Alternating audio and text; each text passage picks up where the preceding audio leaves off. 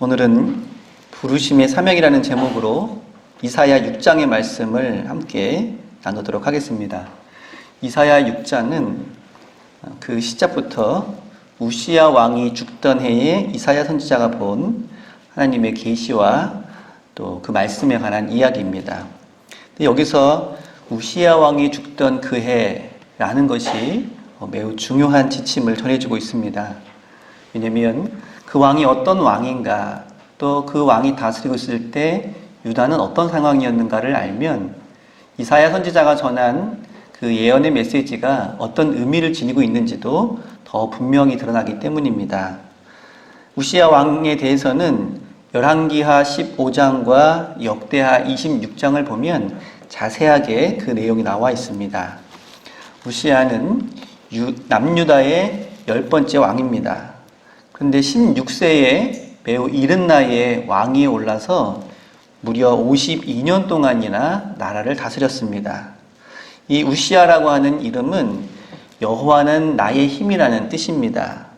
그 이름처럼 이 우시야 왕은 처음 왕이 되어서 하나님도 잘 섬기고 여호와 보기에 정직하게 행하였다라는 평을 듣기도 했습니다.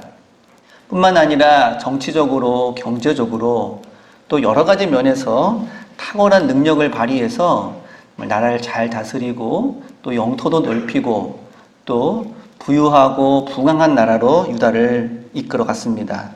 그래서 다윗과 솔로몬 이후에 유다의 황금기를 가져온 왕이라고 칭함을 받기도 했습니다. 그러나 나라가 부강해지고 평안해지자 이 우시야 왕이 점차 교만해지기 시작했습니다. 많은 사람들이 처음 출발은 좋은데 나중에 그가 성공을 이룬 후에 교만해지는 경우가 참 많은데 이 우시야 왕이 그런 안타까운 모습이었습니다.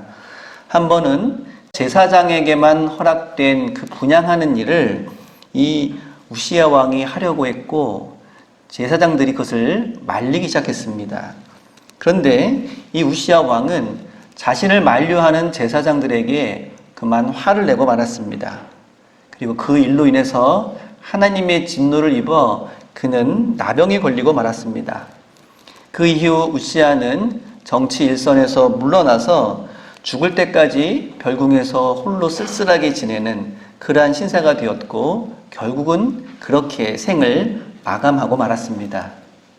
잘하였더라면 다윗과 솔로몬 이후에 가장 위대한 왕으로 칭송받을 수도 있었던 이 우시야 왕은 그 교만함으로 인해서 쓸쓸하게 생을 마감하고 그리고 다른 왕들이 묻혀있는 그러한 무덤에도 들지 못하는 그러한 신세가 되고 마른 것입니다.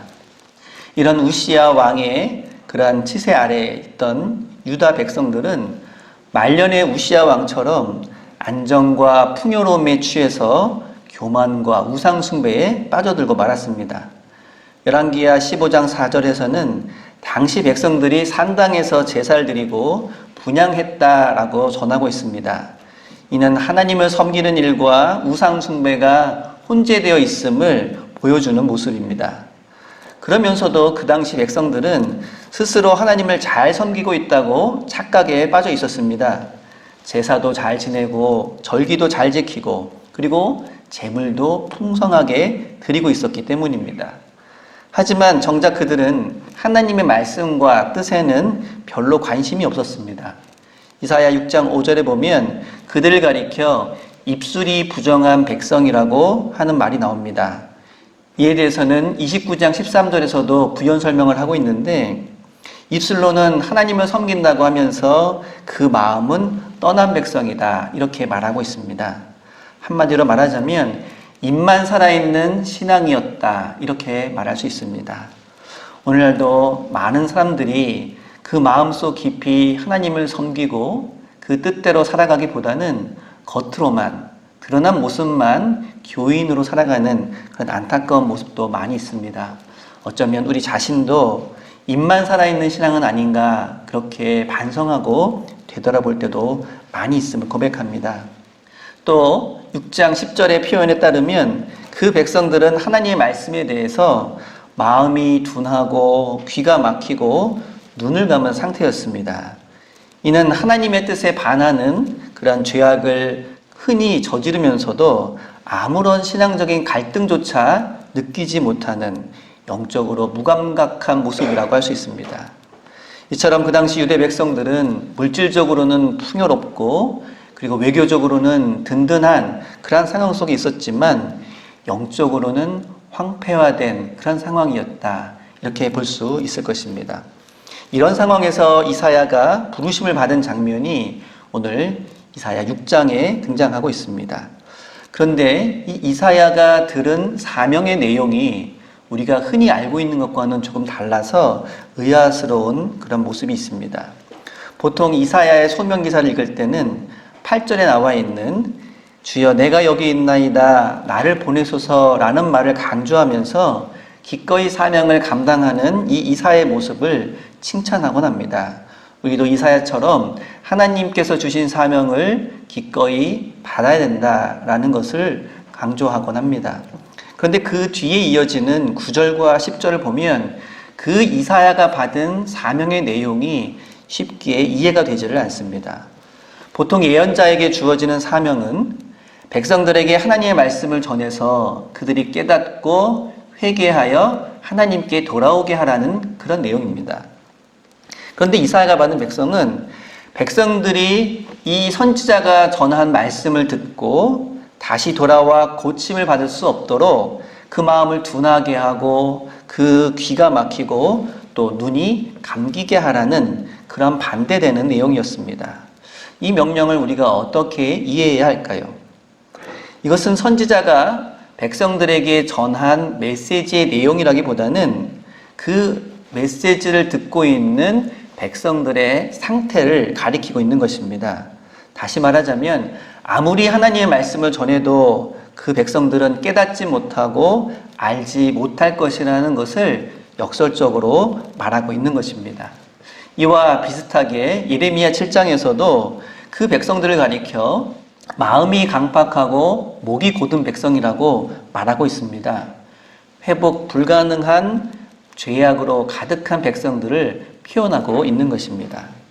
이러한 표현은 신약 성경에서도 예수님께서 자주 사용하시기도 하셨습니다. 예수님이 전하신 복음을 마음에 담지 못하고 스스로 그 마음에 닫아버린 사람들을 가리켜 이러한 표현을 인용하셨던 것입니다. 요한복음 1장 5절에서는 빛이 어두움에 비치되 어두움이 깨닫지 못하더라 라는 말로 이와 같은 상황을 묘사를 하고 있습니다. 대대로 사람들이 얼마나 영적으로 무감각하고 하나님에 대해서 관심이 없고 오히려 일상적으로 하나님을 거역하고 있는지를 보여주는 그러한 구절들입니다. 물론 이사야는 다른 예언자들처럼 단 한 사람이라도 하나님의 말씀을 듣고 깨우쳐서 돌이키기를 원했을 것입니다. 그래서 죄악 많은 백성이지만 그 가운데 단 몇 명이라도 하나님께 돌아가 구원받고 새로운 역사가 이루어지기를 바랬을 것입니다. 그런 마음을 가지고 있었기에 하나님께서 내리신 그 역설적인 사명을 듣고 이렇게 묻습니다. 주여 어느 때까지입니까? 목이 곧고 마음이 강팍한 이 백성들, 그리고 마음이 둔하고 깨닫지 못하는 백성들에게 하나님의 심판이 임하는 것은 마땅하지만 그래도 안타까운 마음은 어쩔 수 없었기 때문에 언제까지 그런 일이 이어지겠습니까? 라고 되물은 것입니다. 그런데 이사야가 이렇게 질문한 것은 한편으로는 하나님에 대한 절대적인 신뢰가 그 안에 포함되어 있음을 우리는 알 수 있습니다. 아무리 하나님의 백성에 대한 하나님의 진노가 크다 할지라도 그리고 아무리 그 심판이 혹독하다 할지라도 그 끝은 있지 않겠느냐는 것입니다. 그래서 언제까지냐고 물었던 것입니다. 비록 하나님께서 우상 숭배와 죄악을 일삼는 백성들을 심판하시겠지만 그 백성을 결코 버리시지는 않으실 거라는 믿음이 있었고 하나님께서 그 백성과 맺으신 언약을 하나님께서는 깨트려 버리지 않으실 거라는 믿음이 있었기 때문에 하나님 언제까지입니까? 라고 이사야는 물었던 것입니다. 근데 여기에 대해서 돌아온 하나님의 응답은 절망적이었습니다. 한마디로 말하자면 철저하게 파괴되고 무너질 때까지라는 대답이 돌아왔던 것입니다. 그리고 그 철저하게 파괴되고 무너진 가운데 혹시 10분의 1이라도 남아있는 것이 있다면 그마저도 황폐하게 될 때까지 하나님의 심판은 이어질 것이다. 그리고 그때까지 그 백성들은 마음이 무뎌지고 귀로 듣지 못하고 눈으로 보지 못할 것이다 라는 그런 말씀을 해 주셨습니다. 하나님의 진노가 얼마나 크고 하나님에 대해 마음의 문을 닫은 것이 얼마나 혹독한 대가를 치러야 하는지를 분명하게 보여주고 있는 것입니다. 그런데 이러한 말씀을 이사야가 전했을 때 그 말씀을 들은 백성들은 어떠했을까요? 아마 그 말씀을 곧이곧대로 듣고 마음의 문을 열지 못했을 것입니다. 왜냐하면 지금 당장 너무나도 평화롭고 너무나도 풍요로웠기 때문입니다. 그 어디에도 위기의 징조는 보이지 않았기 때문입니다. 그 당시 유다는 주변 나라들을 제압하고 있었습니다. 그래서 외교적으로도 국제적으로도 아무런 위험의 소지가 없었습니다. 이렇게 풍요로운 땅이 그렇게 황폐해야 될 것이라는 그 말씀이 전혀 그들의 귀에는 들려오지 못했던 것입니다. 힘에 있어서도 주변 나라보다 우위를 점하고 있는 유다가 다른 나라에 의해서 멸망당하고 포로로 끌려갈 것이라고 하는 이 말씀은 믿어지지도 않았고 믿고 싶지도 않은 말이었던 것입니다. 하지만 이사야가 전했던 이 말씀은 그로부터 100년 후에 현실이 되고 말았습니다. 바벨론 제국에 의해서 유다는 패망하게 되었고 예루살렘 성전은 무너졌으며 많은 백성들이 포로로 끌려가게 된 것입니다. 모든 것이 황폐해지고 절망스러운 상황이 이사야에게 전해주신 그 말씀대로 결국은 이루어져 버리고 말았던 것입니다. 역사에는 가정이 필요 없다고 하지만 만약에 그들이 하나님의 말씀에 귀를 기울이고 그 말씀에 순종하였다면 어떻게 되었을까 하는 생각이 들지 않을 수가 없습니다. 하지만 그들은 이사야를 비롯한 그 많은 선지자들의 말씀에 대해서 마음의 문을 닫고 그리고 귀담아 듣지 않았습니다. 그래서 아예 이 백성은 마음이 둔하고 귀가 막히고 그리고 눈이 감긴 백성이라고 말씀하신지도 모릅니다. 그렇게 될 것을 안타까워하면서 말입니다. 우리는 어떻습니까? 때로 우리도 말씀을 들으면서도 그 마음이 둔해지는 경우가 있습니다. 그리고 들리지 않고 보이지 않는 경우도 있습니다. 성경을 읽으면서도 어느덧 마음의 감동도 사라지고 뻔한 말씀, 익숙한 말씀, 예전에 들었던 말씀으로 다가오면서 아무런 마음의 갈등도 고민도 그리고 위기의식도 없이 우리가 살아가고 있는 이 현실이 그저 평화롭고 그저 풍요로운데 만족하며 살아가는 경우가 많다는 것입니다. 혹시 내 마음속에서 말씀을 접할 때마다 예전에 듣던 말씀이네, 또 뻔한 결론이네 라는 생각이 들거든 혹시 그것이 내 마음이 지금 굳어져 가고 있는 증거는 아닌지 돌아볼 수 있기를 바랍니다. 어쩌면 오늘날도 하나님의 말씀이 무뎌져 가는 시대가 아닐까, 그래서 하나님의 심판이 임박한 시대가 아닐까 하는 그런 위기의식이 우리 가운데 있어야 할 줄로 믿습니다. 그런데 본문의 마지막에 보면 그러나라는 반전이 등장합니다. 본문을 읽으면서 이 한마디가 얼마나 반가웠는지 모릅니다. 왜냐하면 하나님께서는 유대 땅이 황폐해야 되고 모든 것이 무너질 때까지 하나님의 심판이 멈추지 않을 것이고 그때까지 이스라엘 백성들은 돌이키지 않을 것이다 라고 했습니다. 그런데 더 나아가 혹시 그 중에 남아있는 10분의 1이 있을지라도 그들이 모두 다 황폐해질 때까지 그것이 멈추지 않을 거라고 했습니다. 우리에게 다가온 고난과 역경은 그 끝이 분명하다면 참을 수 있을 만한 고난일지도 모릅니다.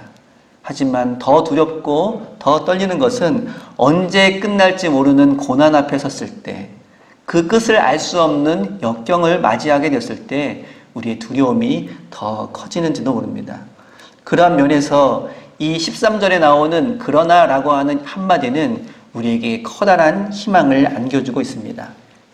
앞에 열거한 상황들을 한마디로 말하자면 인간의 힘으로는 회복 불가능한 파멸의 상황이었습니다. 그런데 하나님께서는 그러한 절망 속에서 마지막에 한 줄기 희망을 남겨놓으셨다는 것입니다.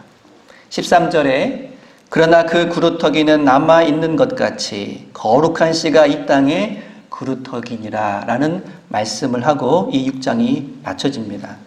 여기에 나오는 이 거룩한 씨는 1장 4절에 나오는 행악의 종자와 정확히 대조되는 말입니다. 1장 4절에 나오는 이 행악의 종자는 이스라엘이 상습적이고 계속적인 범죄를 저지르면서도 스스로 돌이킬 수 없을 정도로 완전히 악해졌음을 나타내는 상징적인 말입니다. 그 씨앗부터가 악하다는 그런 뜻입니다. 근데 이제 6장 13절에는 거룩한 씨라는 말이 나오면서 끝까지 하나님의 말씀에 순종하며 온전히 하나님의 백성으로 남아있는 자들이 있다는 것을 우리에게 알려주고 있습니다. 이에 대해서는 37장 3절에서도 언급을 하고 있는데 유다 족속 중에 피하여 남은 자는 다시 아래로 뿌리를 받고 위로 열매를 맺으리라 라는 말씀이 등장합니다. 파멸과 패망 가운데에서도 하나님께서 남겨놓은 자들을 통하여서 새로운 역사가 이루어질 것이라는 희망의 말씀인 것입니다. 이렇게 이사야를 부르시는 하나님의 부르심과 그리고 그 땅이 파멸되고 황폐화될지라도 거룩한 씨를 남겨놓겠다고 하는 이 말씀은 초대교회의 시작을 알리는 성령 강림의 의미로도 읽을 수가 있을 것입니다. 로마 제국의 통치를 받았던 유다 백성들은 구약에서 예언된 메시아가 등장해서 로마를 몰아내고 이 땅에 하나님의 나라가 이루어지기를 고대하였습니다. 그래서 그들은 열심히 제사 드리고 절기도 지키고 그리고 목숨처럼 안식일도 지키고 정결법도 지키면서 그날이 속히 올 것이라고 고대하였습니다. 하지만 그러한 열심과는 다르게 그들의 믿음은 형식적이었고 그리고 유대의 종교 지도자들은 뿌리부터 썩어 있었던 그런 모습을 우리는 신약 성경을 통해서 볼 수 있을 것입니다. 하나님을 믿는다고 하면서도 하나님과는 상관없는 모습, 바로 우시야 시대 그리고 그 이후 시대의 유다 백성들의 모습과 너무나도 닮아 있는 것입니다. 그런 상황에서 예수님께서는 그러한 성정 중심의 유대교를 비판하고 회개하라는 말씀을 전해주셨습니다. 많은 백성들이 그 말씀을 듣고 회개하며 하나님께 돌아가려고 했지만 많은 유대의 종교 지도자들은 지금 이렇게 로마라고 하는 커다란 보호 속에서 살아가고 있는 이 평화롭고 풍요로운 시대에 회개하라고 하는 말씀은 곧 자신들에 대한 도전이라고 받아들이고 예수님을 제거하려고만 했습니다. 결국 그들은 예수님을 십자가에 못 박고 예전과 다름없이 교만하고 탐욕스러운 그런 삶을 이어갔던 것입니다. 이런 상황 속에서 예수님의 제자들 그리고 예수님을 따랐던 사람들은 절망스럽지 않을 수가 없었을 것입니다. 그 어디에도 희망을 찾을 수 없는 모든 것이 파멸되고 황폐화된 그러한 삶을 그들은 살아갔던 것입니다. 나중에 제자들은 부활하신 예수님을 만났지만 그 이후에도 도무지 무엇을 해야 할지 알 수 없어서 그저 숨어 지내며 몸을 낮출 뿐이었습니다. 그러다가 예수님께서 명하신 대로 마가의 다락방에서 모여 기도하는 가운데 드디어 성령이 그들에게 임하셨습니다. 바로 초대 교회가 그때부터 시작된 것입니다. 제자들의 모습은 바로 이 성령이 임하기 전과 임한 후가 얼마나 달라졌는지를 우리에게 보여줍니다. 예수님은 그 전에 제자들에게 이런 말씀을 해주셨습니다. 오직 성령이 너희에게 임하시면 너희가 권능을 받고 예루살렘과 온 유대와 사마리아와 땅끝까지 이르러 복음을 전하리라. 하지만 이 말씀을 이해하지 못했던 제자들은 그저 숨어 지낼 수밖에 없었습니다. 그런데 성령께서 임재하시자 이 말씀이 이제 현실로 이루어지기 시작했습니다. 잊어버렸던 사명을 회복하고 그 전에 가졌던 두려움과 절망을 모두 내어버리고 이제는 거리로, 회당으로 그리고 이방 지역에 이르기까지 복음을 전파하는 증인의 삶을 살기 시작했습니다. 물론 여전히 많은 유대인들은 이사야 시대처럼 마음이 둔하고 귀가 막히고 또 눈이 어두워진 그런 상태였습니다. 제자들 또한 그런 유대인들에 의해서 핍박을 받아서 예루살렘에서 쫓겨나다시피 피신해야 하는 그러한 상황이었습니다. 그러나 그 절망적인 상황 속에서도 초대교회는 희망의 씨앗, 복음의 씨앗, 이사야 선지자에게 주셨던 것처럼 거룩한 씨앗을 온 세상에 뿌리기 시작하였습니다. 그리고 그 씨앗으로 인하여서 온 세상이 새로운 역사가 시작되었던 것입니다. 우리는 고난과 역경 속에서 그 절망을 합리화하기 쉽습니다. 때로는 팔자로, 때로는 운명으로 나는 그럴 수밖에 없다고 스스로 한탄하며 그렇게 자신에게 다가온 불행과 역경과 절망을 합리화하곤 합니다. 하지만 그러한 절망 속에서도 희망의 씨앗을 심어야 하는 것이 그리스도인의 사명이며 오늘 이사야 6장에서 나오는 부르심의 사명과 거룩한 씨앗이 그것을 우리에게 말씀해주고 있습니다. 성령의 임재로 시작된 교회가 바로 거룩한 씨앗이며 하나님께서 남겨놓으신 남은 자이기 때문이기도 합니다. 하나님께서 이사야 선지자를 부르셨던 것처럼 그리고 성령의 임재를 통해 초대교회를 부르셨던 것처럼 지금도 우리를 부르시고 계신 줄로 믿습니다. 고통과 절망이 가득한 이러한 세상에서 하나님의 말씀, 하나님의 심판, 그리고 하나님의 희망을 전할 사명이 우리에게 있다고 하는 것입니다. 요즘 우리는 여러 가지로 위축되고 힘든 상황을 하루하루 보내고 있습니다.